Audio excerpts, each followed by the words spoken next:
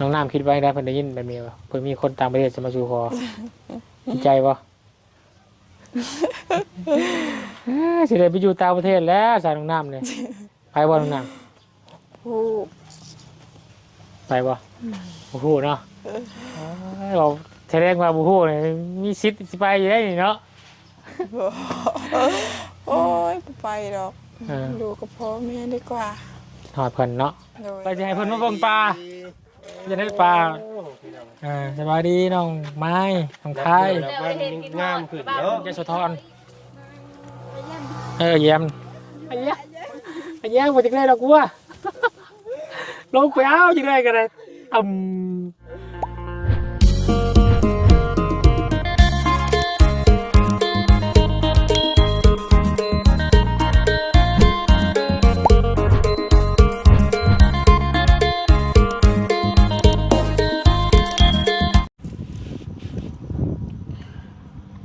พี่น้องเลยเนาะเปิดคลิปเปิดภาพออกมาเป็นภาพบรรยากาศป้าโธ่แสงแดดแสงนายพี่น้องเลย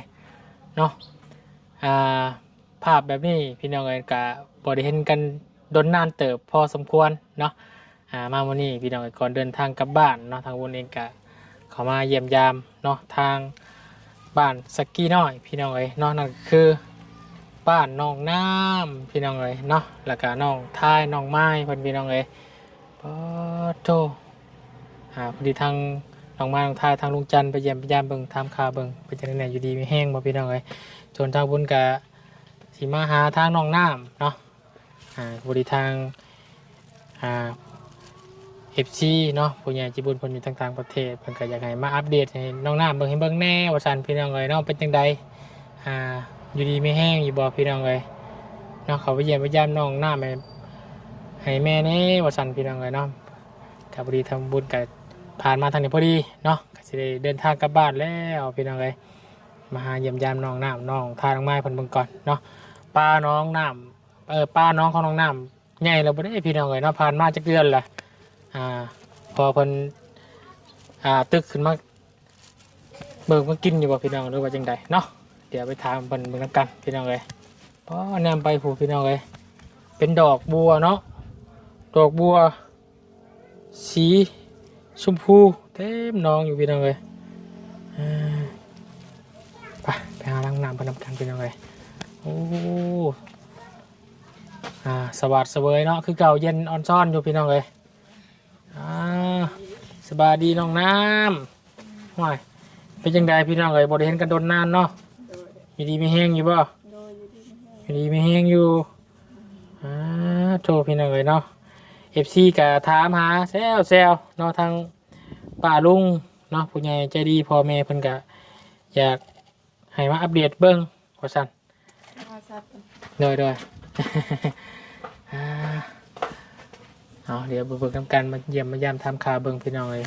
ก็สิมานี่มันหลายเดือนได้พี่น้องเลยเนาะขบุญกาวาน้องปลาเพิ่นนี่คือสิใหญ่แล้ว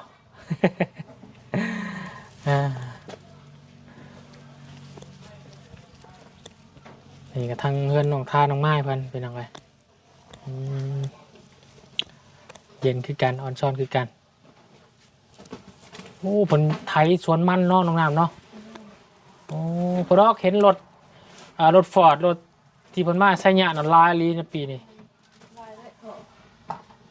หอดยามอันนี้เนาะยามเพิ่นไทยสวนมันพี่น้องเลยเพิ่นทอนแล้วก็เพิ่นก็เอามาไทยฮะแล้วเขาทอดนั้นเขาอันนั้นไม่ขออนุญาตนิดไม่แน่นอนละ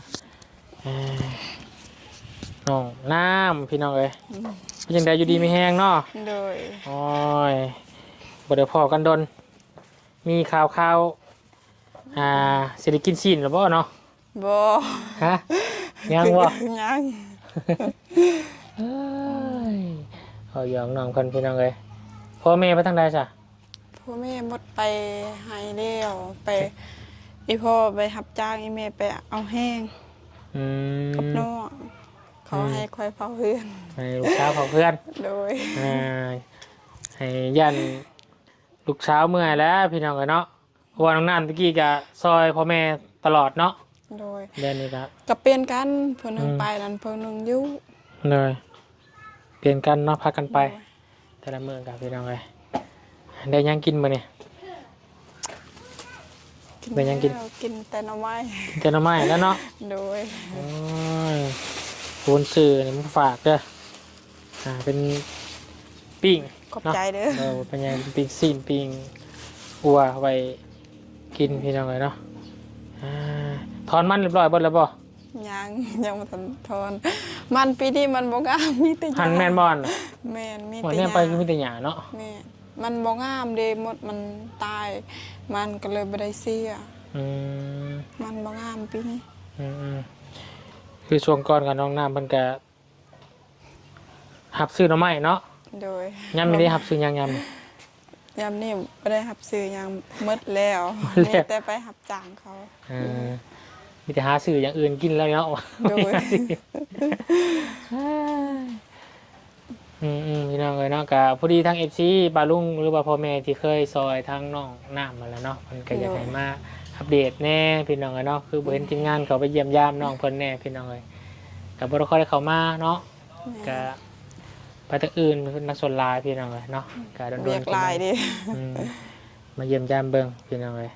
ก็อยู่ดีมีแห้งบ่ชูสุคนเนาะทางแม่เด้เป็นจังได๋ อยู่ดีมีแฮงอยู่ เพิ่นบ่ได้เจ็บบ่พญาติเพิ่น บ่ได้เจ็บแล้ว บ่ได้เจ็บแล้วเนาะ โดยคันเจ็บมันไปบ่ได้หรอก หากคนที่เรียกนักบุคคลได้แล้วเนาะ แม่ พอดีกับทางแม่เพนนันแหล้วมันส่งมาแบบมาเยี่ยมทางน้องน้ำของพวกเพนนี่แม่เบิ่งแน่ว่าซั่นก็เลยมาเยี่ยมเบิ่งพี่น้องเลยสมนูยังเรียบร้อยบ่แล้วเนาะ เรียบร้อยแล้ว เฮ็ดไปบ่เท่าไหร่ ประมาณ5 ล้าน6 ล้านประมาณนั้น แบบแลนไปแลนมาแล้วมันรถเนี่ยไล่หมดเลย รายคารถคาล่างคาโยกินเนาะมันเฮา กินนะกินแต่เฮือนบ่ได้คันว่าซื้อกินข้าวนั่นโอ้หลายอยู่นี่มีแต่ละมันซื้อนำกินก็มาแต่เฮือน บ่ได้เห็นกันดนนะพี่น้องเอ้ยเนาะเป็นจังได๋ความแตกต่างของน้องน้ำ สมัยตอนมาพ่อน้องเพิ่นนี่ใหม่พี่น้องสมัยเพิ่นเซเนาะเดี๋ยวนี้บ่มีแล้วน้องน้ำเพิ่นเซมีแต่น้องน้ำคนงามเพิ่นงามแล้วบัดนี้ ยังใหญ่เด้สิได้ข่าวดีเนาะ บ่มีดอก อ๋อว้าอยู่ข้างโคกตลอดจนเฒ่า เท่าก็อยู่แล้วบ่มีคนมากเนาะ ตั้งบ่มีคนมักเร็วตั้งบ่ลมทั้งสองอย่างบ่ โดยแต่ บ่มีคนมาก เอานี่ก็ทำเพิ่งซื้อพี่น้องอิงตามเนาะทางน้องน้ำเพิ่นพี่น้องเนาะสิมีกะสิกินสิ่งกินหยังก็ส่งข่าวกันเนาะพวกอ้ายเนาะ โดยบอก พอได้สิมา บ่ลืม กินสินซอยได้พี่น้องเนาะหัวยันมาเปลืองตอนซื้อเนาะ มื้อได้สิกลมันสบายเนาะ จักแล้วเอาแห้งเขาก่อน เอาแห้งเขาก่อน โดย คือในบ้านเพิ่นนี่แบบว่าเฮาไปส่งแห้งเขาอันบ่ แม่ไปเอาแห้งเขา ไปเอาแห้งเนาะ โดย คือถ้าว่า แล้วหมดส่วนเขานั่นอยากอันนั้นก้นส่วนเฮาก็ก้นเขาก็มาส่งขึ้นเพิ่นนึงนั้นไปชวนเพิ่นนึง ยิงตามเนาะ โดยปีนี้หลายคนบ่งามมันปีนี้ เพราะว่าบ่ค่อยได้เห็นน้องเพิ่นมาใส่โปนกับพี่น้องกันเนาะขี่รถตะกี้เห็นอยู่ผ่านทางทางนี่บ่ค่อยได้เห็นเลยน้องเพิ่นข้าวเวียกบ่หรือว่าจังใดพี่น้องมาเบิ่งกันบ่ค่อยได้ไปเนาะ โดย รอบบ้านรอบเมืองเพราะเราจังขาวเนาะอยู่ที่เฮือน โอ้ผิวเนาะ บ่แค่เอาผิวใส่เสื้อบ่ได้ใส่เสื้อ เพราะว่าส่วนเวลาเพิ่นเห็นเวียกนี่เฮ็ดแต่ตาได้พี่น้องเอ้ยเนาะเฮ็ดแต่ตากับมือก็บ่เห็นจับใส่สมมือ โอ้ผิวบ่ได้ไปเล่นทำน้องลาน้อยบ่ซะน้องเฮงน้องจันเพิ่น บ่ได้ไปเนาะ เพราะว่าทั้งน้องน่ะร้อยก็บ่ได้ค่อยไปเยี่ยมเพิ่นเท่านั้นครับพี่น้องเอ้ยเนาะคือเห็นน้องเพิ่นเพิ่นงามเนาะ แม่นงามเพิ่นมัน ใกล้สิแล้วเราไปจักเนาะ ใกล้สิแล้วแล้วแหละประมาณเดือน1เดือน2แล้วเขาจังขึ้นเนาะวันนั้นน่ะ เพิ่นกระท้อนมันบ่เฮ็ดมันคือกันเนาะ แม่ก็ทอนมันส่งมื้อนี้แหละ ว่า FC กันเขามีไลน์อยู่พี่น้องเอ้ยเนาะก็บ่ค่อยได้ไปพี่น้องเอ้ยเนาะก็ ถ้ามีโอกาสดีๆขึ้นได้แล้วถ้าว่ามาเห็นน้องมาเยี่ยมน้องน้ำเห็นเพิ่นร่วมกันก็โอเคนี่บ่เห็นเนาะบ่เป็นหยังพี่น้องเอ้ยเนาะดีใจน้องคนเวลาเนาะคือจุดเริ่มต้นนอกจากน้องน้ำก็มาจากน้องลาน้อยน้องเพ็งเนาะที่พาเขามาเป็นลามพี่น้องเอ้ยเนาะเป็นลามให้กับทางเบาลี่บ่ต้องเพิ่ม เบาเพิ่ม ทีมงานทางวัดสุโขทุกคนแล้วก็เลยเฮ็ดให้น้องน้ำเพิ่นก็มีทุกมีเนาะน้องน้ำเนาะ โดย บ่ลืมบุญคุณหมู่เพื่อนพี่น้องเอ้ยกอดคอข้างโคกน้ำกันกอดคอข้างโคกขึ้นคานสีสาววาดสกี สาวเพ็ญไกลแน่หักอายุ17 18 ไปก็ สาวเพ็ญ สาวเพ็ญเนาะ แม่น เอาสาวเพ็ญน้อยกว่าหมู่บ่ น้อง อ๋อ17 18นี่บ่ โดย ถึงน้องเท่าไหร่ซะ หึ จะอายุเท่าไหร่ วันเสาร์เอ็ดประมาณ 21 22เนาะ โดย เราเล่าด้วยกันกับน้องละน้อยเนาะ แม่น น้องเฮง3 สาว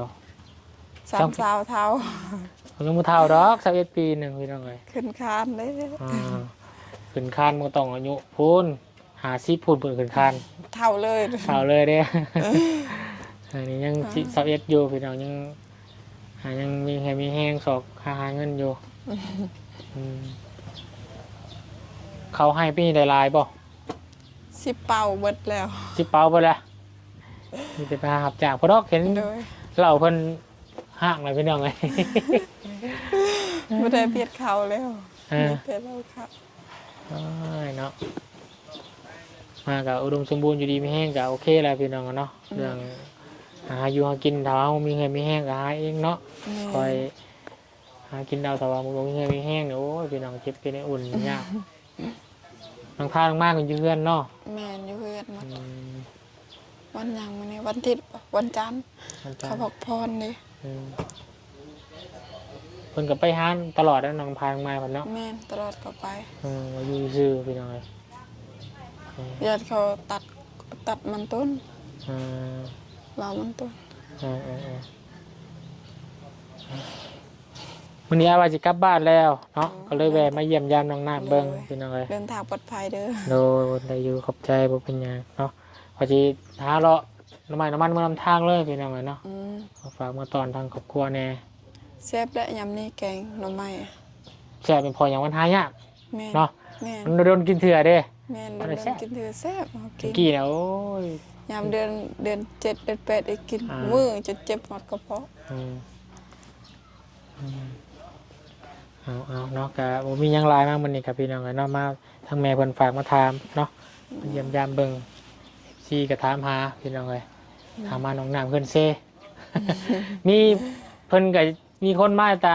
ยังก็ FC เพิ่นโทรมาเพิ่นอยู่ต่างประเทศพุ่นล่ะพี่น้องเอ้ยเนาะอยากให้ทางบุญนี่พาอ้ายเพิ่นมาเล่นน้องน้ำ โดย เพิ่นว่ามักน้องน้ำหลายเดือนแล้วว่าซั่นให้บุญพามาสิมาสู่ขอ โอ้ยคนว่าตายแล้วเนี่ยว่า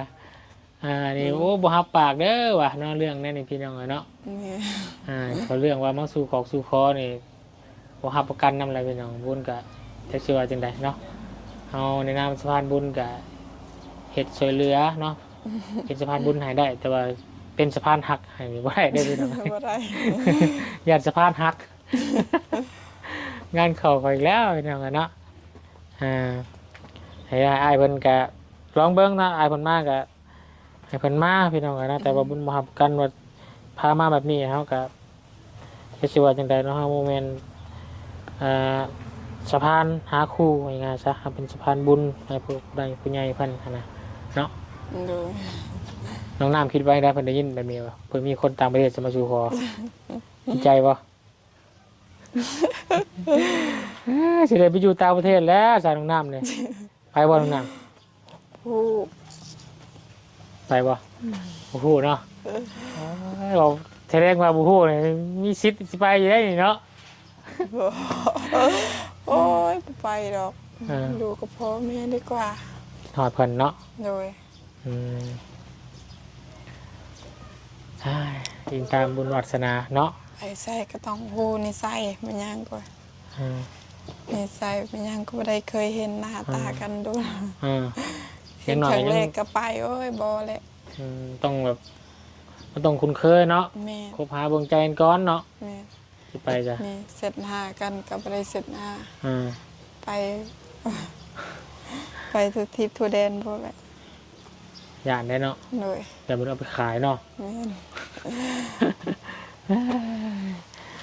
เอาพี่น้องเอ้ยไปผมมีหยังดอกมาเอาบุญกะสิได้เดินทางไปทางอื่นทางไกลก่อนบัดนี้ เล เด้อย เลย มาเยี่ยมมายามมาเพิ่นของน้ำเพิ่นเนาะน้ำในหยังก็โอเคเนาะ โดยโอ ผม เค มีแนวเปรี้ยวไม่เพ่หยังเนาะ แม่น มีแต่ใจเพ่พี่น้องเอ้ย ใจนี่บ่มีหยัง ใจบ่มีหยังเนาะมีคนอยู่เลยเพิ่นมีแต่น้ำพี่น้องเนาะเปลี่ยนกัน เปลี่ยนกัน ไปชวนไปไฮไลท์ลูกสาวขายบอกได้เนาะ ขายออกอยู่เข็ดเดิม มีบ่แบบผู้บ่าวเพื่อมาเล่นน้ำอยู่เฮือนอยู่ซานมีบ่ บ่เคยบ่มีเล บ่ ย มีเนาะแต่ว่าสังเกตเห็นยามค่ำคืนนี่คนผู้บ่าวแพ้วขี่รถยามค่ำคืนคือหลายเนาะ หลาย หาเล่น แต่ สาว ไป เล่นหยัง ไปเล่นอันนั้นเขาหาสาวเพราะว่าอายุ17 15 12เท่าแล้วก็บ่ได้ไปหา เพราะว่ารุ่นเคสนี่ก็สิเป็นแบบนี้พี่น้องประมาณ15 16นี่กำลังวัย แม่น ที่ไปเล่นบ่าวเล่นสาวเนาะ โดย บัดชุมน้องหน้าบัดว่าอายุ20ปลายปีแล้วโชว์ลายสำนันเขาสร้างครอบครัวบ่ได้เด้เนาะ โดย คือหมู่รุ่นเจ้าผู้บ่าวรุ่นเจ้าก็เอาเมียบ่แล้วเนาะ แม่น จะได้สิมีผู้บ่าวเด็กหน่อยสิมาเอาบ่ได้แน่เนาะ โดย เอามาเล่นมาเอ็นกันน้องน้ำเด้อพี่น้องวันนี้เด้อเอาจะได้ฝากน้องน้ำฝากกระบุงพุ่นกับใจทางพ่อแม่ปลาลุงเพันเนี่ยเนาะที่ยังคิดเห็นน้องน้ำแล้วก็เป็นห่วงเป็นใยพี่น้องให้บุญมา ขอบใจทาง อ่า แม่เจดีและ โดย กับปาลุงและพังไทยและต่างประเทศเด้อ เลย ที่ยังอันนั้น คิด คิด ฮ ฮ อ อ ด ดน้องน้ำและสุดซอยน้องน้ำที่ผ่านมาขอให้อยู่ดีไม่แห้งขอให้ร่ำขอให้รวยปรารถนาสิ่งใดละขอให้ได้สิ่งนั้นความเจ็บมาให้ได้ความใครยายมีเด้อสาธุและขอบใจนำทีมงานหมดสุขูสุคนเด้อขอให้อยู่ดีไม่แห้งขอให้ร่ำขอให้รวยความเจ็บมาให้ได้ความใครยายมีเด้อสาธุ ถูกขอบใจน้ำไม่ลายพี่น้องเนาะมาอัปเดตแบบนี้กะโดนเถื่อเนาะ เลย ให้ FC เพิ่นได้รับได้ชมหรือว่าได้ปลาลุงเพิ่นได้เห็นที่เคยผู้ที่มีพระคุณเนาะสอเรือนน้องน้ำมาพี่น้องเลยเพิ่นก็จะคุยจะเค้นเนาะว่ามีความแตกต่างเก่าหลายอยู่พี่น้องๆเพิ่นก็เนาะตะกี้เห็นน้องน้ำแรกๆคือสิทีมงานมีแต่อาหารน่ะเนาะ เลย มีหยังก็น้ำแดงเฮลูบอยวิตามินมาเสริม ตะกี้นั่นกินแต่ยาเขาไม่ได้กินเลยอิ่มกินยาซื่อ แม่นโอ้ยน้องน้ำ อย่า เซ่ ลาย เพื่อนก็เซ่คนก็สิเซ่ละบาดนี้ย่างบอกห้อยอะไรพี่น้องเลยบ่คิดว่าน้องคนสิมาฮอดจุดนี้เนาะแต่ดีใจหลายพี่น้องถือว่าเป็นบุญกุศลของน้องกันที่สร้างมาเด้อ ๆเลย ไปจ้าโอเคอ้ายเมื่อก่อนเด้อสิเด้อ สบายดี สบายดีพี่น้องเลยเนาะอ้ายสู้ๆลืมไว้ข่าวดีเด้อ ไปโอเคพี่น้องวุ้นก็จะได้ขออนุญาตจบคลิปลาพี่น้องเพียงสำนิก่อนเนาะกะลืมถามปลาเลยค่ะยังไงว่าปลาฮะบ่ปลาไปเบิ่งปลาลืมเลยพี่น้องเลย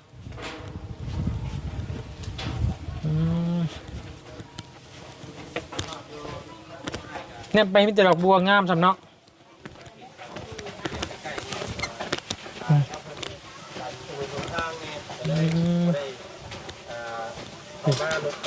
ทางน้องทาน้องไม้เฮาพี่น้องเลย ทางน้องน้ำเพิ่นเนาะ ไปจะให้เพิ่นมาเบิ่งปลาจะได้ปลาสบายดีน้องไม้น้องไทย งามขึ้นเนาะ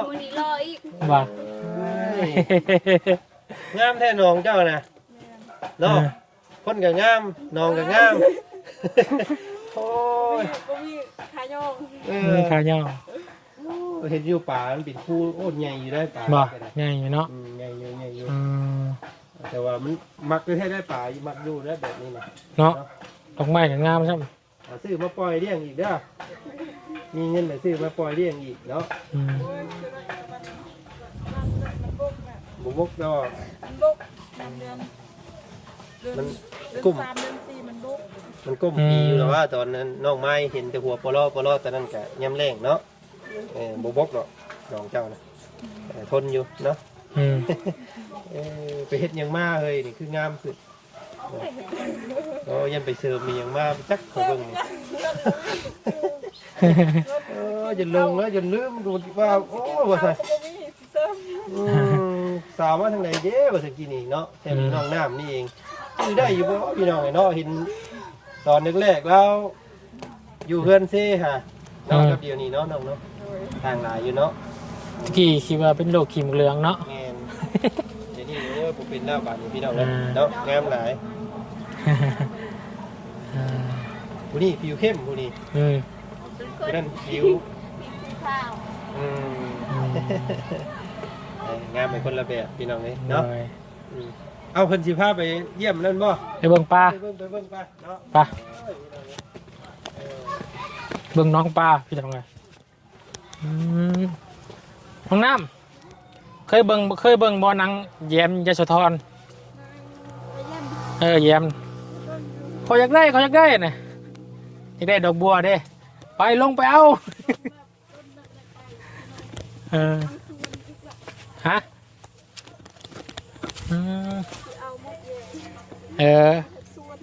แม่นละจะไปเห็ดสวนป่ะเห็นอยู่ป่ะ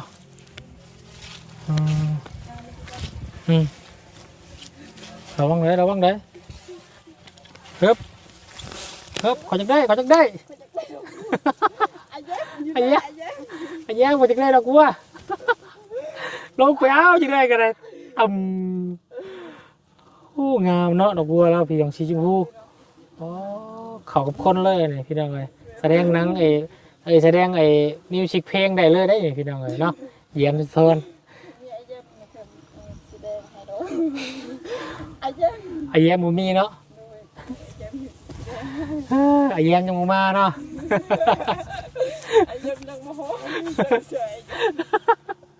โอ้ยพี่น้องเลยเนาะไอแยมเอ้ยหอกเอาพี่น้องมาโอ้ยหาคนมานั่งเก็บดอกบัวนะโมมี่ไอแยมยังโมมาอยู่พี่น้องเลยไอแยมยังบ่ทันเกิดแยมยังบ่ทันเกิดอยู่ท้องแม่เนาะพอแต่สิว่าบาดนี้พี่น้องเลยหางยามเดือนยังคนบกอลีรอนี่ยามเดือน4เดือน5บัญชีปัญหาเนาะบกอลีรอเลยนี่บ่แต่ย่างยู่นำยังน้อยนึงเป็นน้องธรรมศาสตร์แบบนี้เป็นป้าน่ะสิไงเนาะพอจะเคยใส่เบ็ดมากินอยู่ป่ะไม่เคยมันได้สู้บ่มันใหญ่หรือมันใหญ่บ่ได้เนาะลองเอาเบ็ดมาตึกมาซิดเบิ้งเพื่อนจะพูดเลยหรือว่าเอาอาหารมาเกลือเบิ้งเนาะมันเป็นดอกบัวแบบนี้เนาะมันทำเป็นหมากกับคักเนาะต้นหมากบัวมันปลาอยู่ปลามันเกลือเนี่ยมันกินใบมันง่ายไว้เลยนั่นนะไปโอเคไอเดินทางกลับบ้านก่อนได้เสร็จเด้ออย่ามันเสียเวลาพี่น้องเลยเนาะยันเดินทางยังยาวไกลเด้อเอาไปพี่น้องเลยเนาะที่วังก็จะได้ขออนุญาตจบคลิปลาพี่น้องเพียงสมัยก่อนเด้อพี่น้องเด้อเนาะมาเยี่ยมน้องน้ำเพื่อนเซ่โมเมนต์น้องน้ำเพื่อนงามพี่น้องเลยเนาะเอาสำหรับที่นี่ขอลาก่อนเลยเด้อพี่น้องเด้อบัดสุขสุขคนสบายดีเลยสวัสดีเด้อพี่น้องเด้อไป